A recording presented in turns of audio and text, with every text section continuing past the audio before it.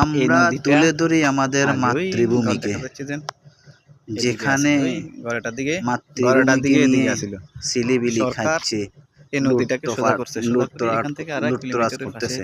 নদীর মুখ খুলে দিছিল। ঠিক আছে, এটার পরে এই একরাম বেরিটা বানছে। এই বেরিটা, এখানে যে বেরিটা দেখছেন, এটা বানছে। এই বেরিটা এখান থেকে আর 1/2 কিলোমিটার সেদিকে ছিল, অথচ এই নদীটা আবার সেদিক থেকে এদিকে চলে আসছে, কিন্তু দেখার কেউ নাই।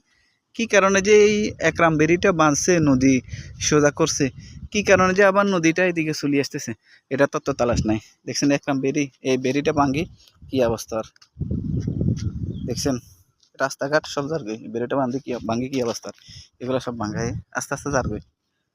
আবার কি করবে, আবার বাজেট দিবে, বাজেট দিয়ে আবার নদীটাকে সোজা করবে, আবার তারা দুর্নীতি করবে।